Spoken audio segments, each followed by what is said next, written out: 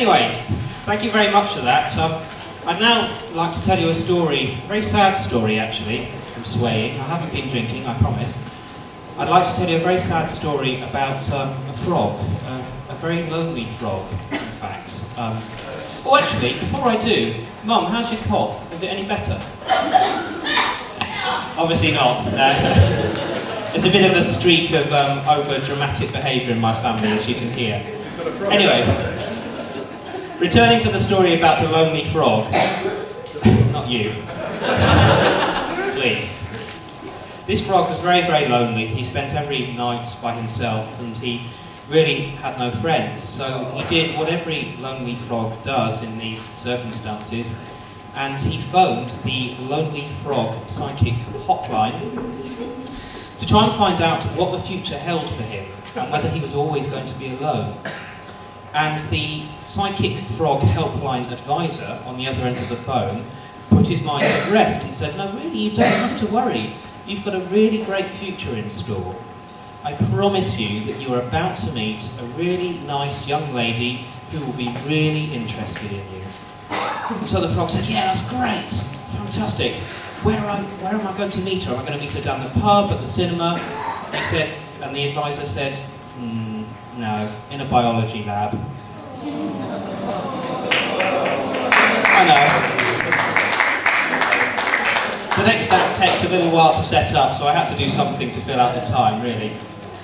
I could also tell you the story about the dog in the cinema. A man took his dog to the cinema, and it's a bit of an odd thing to do, really, but some people are like that.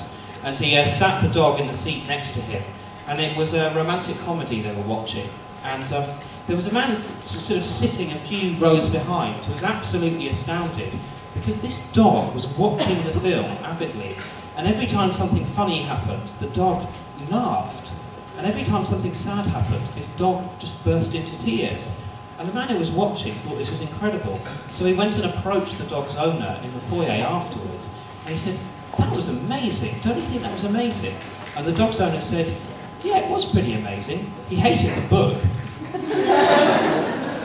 Okay, right, that's enough of my weak jokes for now. I'd now like to introduce Beau and Katherine. Beau and Katherine are at Hilderstone for a very long time, like a lot of students, and really Broadstairs is very much their home for quite a long period of time. And they've chosen this next song because they feel that it emphasises the importance of family, and they feel that students at Hilderstone are very much a family. So please welcome Beau and Katherine performing You Belong With Me, originally by Taylor Swift. Beau and Katherine.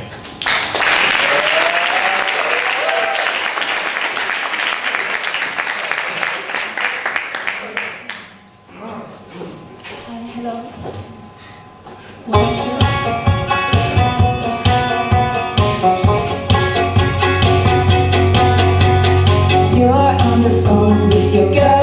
She's upset, she's going off about something that you said. She doesn't get your humor like I do. I'm in the room, it's a typical Tuesday night. I'm listening to the kind of music she doesn't like. She'll never know your story like I do. But she wears short skirts, I wear t-shirts. She a cheer captain and I'm on a glacier. Speaking about the day when you make up your mind and what you're looking for has been here the whole life. You can see that I'm the one who understands you. Been here all along, so why can't you see? You belong with me. You belong with me.